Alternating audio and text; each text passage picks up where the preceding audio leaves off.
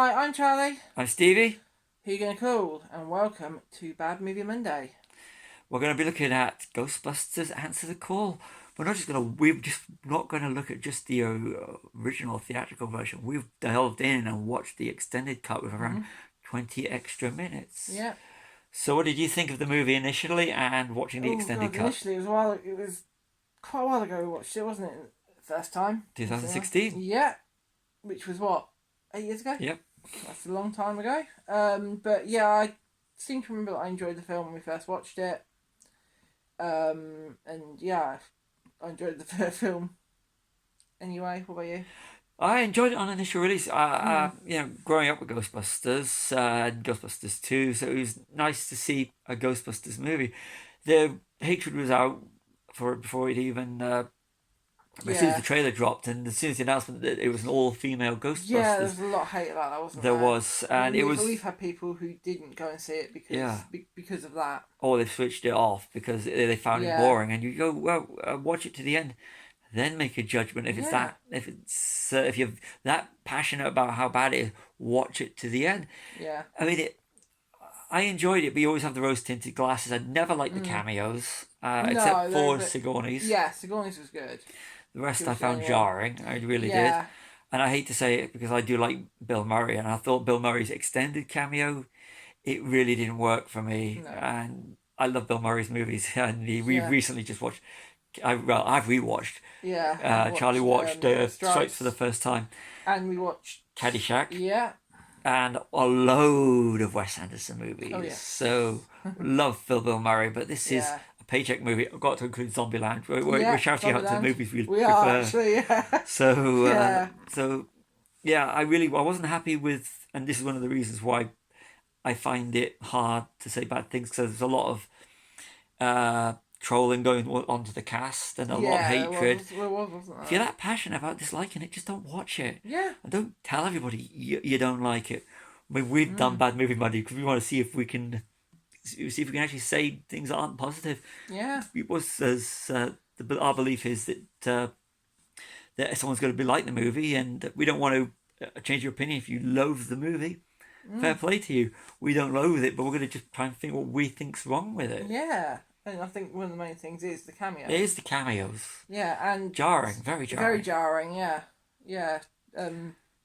Apart from Sigourney Weaver. Apart from Sigourney Weaver's, She's quite funny. She's good. I liked her, and I think her and she works she's so well perfectly. She does. I mean, all the cast are competent. They're really really good. Oh yeah, definitely. And it brings there's some good moments. Bit more of a comedy value to it, I think. Yeah. Well. Biggest problem is that it wasn't Ghostbusters 3. Yeah. Yeah, it wasn't what people wanted. Oh. So if you want Ghostbusters, you don't get Ghostbusters, nothing else. You're always going to go into it and go, I'm not going to see this movie or anything like that. I mean, I can understand a lot of the criticism, but Robert Yeoman, the DOP on it, beautiful. I've always thought it was beautiful, and then never really looked into who the DOP was, director of photography, and finding out, when we were doing a rewatch, it was Robert Yeoman who shot most of Wes Anderson's movies, and it's like, okay, that explains why I love the color palette that they used, and it does, and the effects, and I did like the way that it was shot for 3D, and it comes out the screen, and and it's, even though we weren't watching it in 3D, we still got that 3D feel. Yeah. And I thought, like, the whole technical way that, they shot it, then they went beyond the bars on the screen. Yeah. So it's one film I really want to watch outside, just to see if that works outside. And almost outside, go on like on a big screen projector, like sort of thing, watch it. I think it would be good to watch as that, just to look at the production value on it. Chris Hemsworth, he was great in it. He was great. He was the highlight for me in the movie. Yeah. His dance scenes were really good. And we watched the extended, didn't we, as well? So, more dance scenes. So if you like Chris Hemsworth and you aren't thinking about watching it, just go to all the Chris Hemsworth scenes. You'll love it. Yeah, definitely. And that was one thing I really enjoyed. But I really do I understand a lot of the criticism, But the positive is the effects, the photography, The music was rubbish. I'm sorry. The Fallout Boy version of Ghostbusters. Yeah, No. I mean, I'm a fan of Fallout Boy. I do love Fallout Boy, but stick with the original. I'm a product of the 1980s. If you're gonna have the Ghostbusters song in there, stick with the original. Do you want to go back to the trailer? To make it kind of feel more of a Ghostbusters film, I suppose. They do use that part, I'm pretty sure, at the end. This is how memorable this movie is. I can tell you every time they use the parts in Afterlife, but this one. But going back to the trailer, there's one trailer which says 30 years ago, something on the lines of that 4 scientists saved the world. Yeah. And now it's kind of like, it was a bit confusing as to what's going on, because it makes it from the trailers that this is a sequel. Yeah, and it's definitely not. Yeah. I mean, the cameos that they have of all the surviving main cast. Yeah. The only one really that is any good is Sigourney Weaver's. Yeah. 30 years ago, 4 scientists saved New York. Then you see the firehouse. This summer, a new team will answer the call. This makes it look like, as Bill Murray says, Venkman says, in Ghostbusters, the franchise rights will make us rich beyond our wildest dreams. That makes it look like that these are a franchise, even with a Hook and Ladder 8, which makes... Or even just a new generation. Yeah. You know, it's been 30 years. You can tell by their cameos that they're getting older. They're not going to be doing it anymore. But, yeah, the cameos... I didn't think were quite right. Bill Murray's and Annie Potts more than any were jarring. Yeah. Bill Murray's because it was extended, and the bit in the extended scene on the extended cuts, he said it when he gets thrown, his character Dr. Martin Hess gets thrown out the window. Yeah. Melissa McCarthy's character says he'd never make a Ghostbuster. Yeah. And I was like, you're just drawing back to the fact that he was in the original. He's an OG Ghostbuster. Yeah. So if you were sitting in the cinema and not like, if you're watching the extended cut and you were thinking about turning it off, that would be for me the point where you turn it off. Yeah. Yeah. That was jarring. But wasn't there a rumour going around that they were going to do more and have it like a multiverse type thing? There is still talks about that one, but not with them. No. Because there are other Ghostbusters on the pipeline as an animated. Yeah, but doing like, you know, like having different Ghostbusters in different universes. Yeah. And then at the end, in the final one or something, all coming together. So we could see them again. I doubt it. I don't think we will. You know, that would be... No, I doubt it, unless it was done as a little joke. Yeah. The one they don't talk about. Yeah. But even the likes of Slimer and Mr. Stay Puft just harking back. I still think the best Slimer's in 84's. Yeah, definitely. We haven't seen Frozen Empire yet. No, we haven't, no. And there was no Slimer in Afterlife. We didn't need a Slimer, we had Metal Muncher. Yeah, we had Metal Muncher, so... Yeah, because obviously they're not in New York, so Slimer's in New York. And we did not need Slimer in Afterlife. No, we didn't. And that's the thing, if you look at Afterlife compared to Answer the Call, I've said this before, that Afterlife was a good Ghostbusters movie, but an incredible movie. Yeah. Ghostbusters, I think, going into this, I'll be proven wrong in a few days, that Ghostbusters Frozen Empire is essentially Ghostbusters 3. Yeah. It is, so, yeah. But you needed Afterlife to set up the characters for Frozen Empire. Yeah, and that's the thing. So... With Afterlife is when the original Ghostbusters turn up or make appearances, they're a welcome addition. Annie Potts getting in at the start, and Sigourney at the end, and even using the deleted scene from I love that. I love that.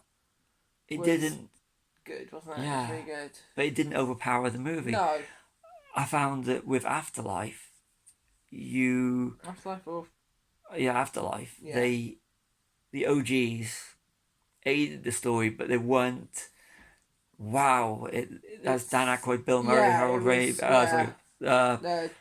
the Ghost of Egon, Ernie Hudson, who's brilliant in I even liked Ernie Hudson. It's only a small, Yeah. obvious cameo, but I liked Ernie Hudson outside of Hook and Ladder 8. Yeah. Yeah, that was That's a good. good That one. was a good one as well. But they didn't overpower from No. the and detract from The story. the central characters. Yeah. So that's it handled right. And you know, the other thing I found, because I started watching, and this is a big sin for me, I started watching the commentary tracks, one of the commentary tracks on the extended cut of Answer the Call, and I was hoping that they would address the criticism, but I got bored of it and switched it off after we'd watched the full version, the full movie. I really wanted to get some interesting stuff, but I found myself looking at my phone, which is always a bad thing when I'm watching movies. Yeah. And if I look at my phone, it means I've lost interest. And if I'm looking at my phone, it's probably a movie I've seen a million times, and you know, I don't need to watch. So I found that watching some of the bonus material, I've watched the bonus material on Ghostbusters 2, Answer the Call, not Answer the Call, sorry, Afterlife. Yeah. And we've got at least 2 copies of the original Ghostbusters and Ghostbusters 2, because there was some extras little bits different on them. Yeah. But one movie that Answer the Call that's got all the extras on really didn't live up to it, not even on the extras. So Kristen Wiig, she was great in Paul. She was, yeah. You got Charles Dance from Game of Thrones and Alien 3. Yeah. Sorry, I'm just going through the thing list right now. Cast list. Of course, Karen Sony, Dopinder from DP, Joel McKinnon, Gillian Holtzman. She's brilliant. Yeah. She's in Barbie. She was great in Barbie. Yeah. She's a great talent. Yeah, she's great. She is an absolute brilliant talent. Yeah. And Leslie Jones, who is, I'm so glad the likes of Kate McKinnon. Yeah. She was in another film we like. I think she's in Bombshell as well. I think she is. She's talented. She's so talented. Isn't it? It's one of those ones. I'm sure she's in it. She's definitely in Barbie. She's in Bombshell as well. Bombshell. Which is another great movie. So yeah. So and the Aussie cameo. After they did the gig when they fire up the show, which is basically the ballroom scene. That was unnecessary. So I was on the wrong Aussie then. That was Ozzy Osbourne, but yeah. Yeah. So Kate McKinnon, brilliant, and Leslie Jones. I like Leslie Jones. Like the Patty. So it was Patty and Holtzman. They were to me the two. Yeah, I think Holtzman was my favourite. Yeah, Patty. I like Patty. So, and they cancelled off Flag Means Death with her, and she was because she was brilliant in that. So another thing. Yeah. So I'm so glad that the cast have been affected by the failure of this movie. So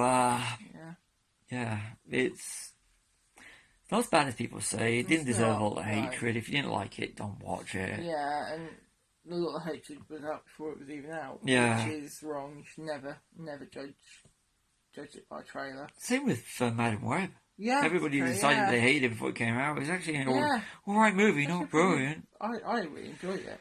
But you go into these things, it's people can make their mind up, especially all female. Not the original Ghostbusters, not what people wanted, and well, it is, isn't it? It is, yeah.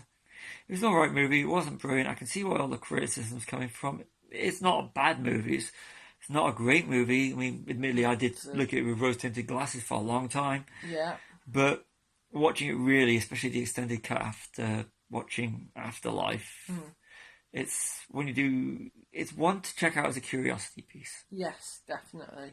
Yeah. Definitely, yeah. So that's it. It's not a great movie, but it didn't deserve the hate. And the crew and the cast, especially the cast. Yeah. A lot of people showed their true colours by who they actually targeted on that movie. And, and if that's the way you are, then, don't watch these kind of videos. Yeah. Definitely don't target them. No, because they're just doing what they're paid to do. Yeah, exactly. They have no input on their characters most of the time. Ask yourself, if you were given the opportunity to do a Ghostbusters movie, would you? Yeah. If you had the opportunity, you may never do it again. Or if it's a movie or a franchise you'd like, these people jumped at the chance that this is what they were given. Remember, no one goes all the way to make a bad movie. Just sometimes that's the way it is. They put out what they had. They knew what the criticism was before even the release date after the trailer was released. Yeah. That's what we got. Know this. So if this one had been a success, no Ghostbusters Afterlife, no Ghostbusters Frozen Empire. Yeah, no. Yeah.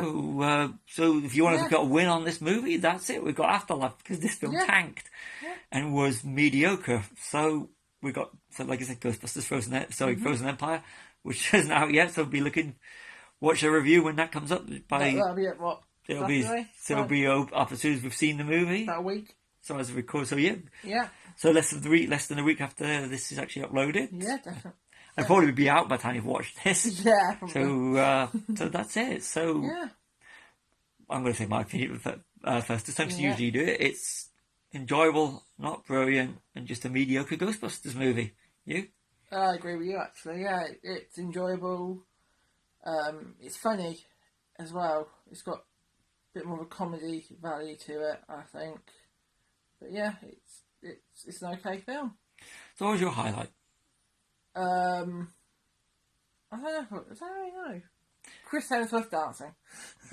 What was yours? The production value on it. It may be a bad movie, but the production value is superb, especially with the way Robert Yeoman photographed it, and the way that the effects come out the screen. I found that absolutely. That's the one thing I took from this, and the low point. The cameos. Some of the cameos. Exactly. Yeah, I'm the same with some of the cameos. Yeah. So I've been Charlie. I've been Stevie. We are Bad Movie Monday. It is Bad Movie Monday. It is Bad Movie Monday, but we're also chilling with popcorn. like and subscribe.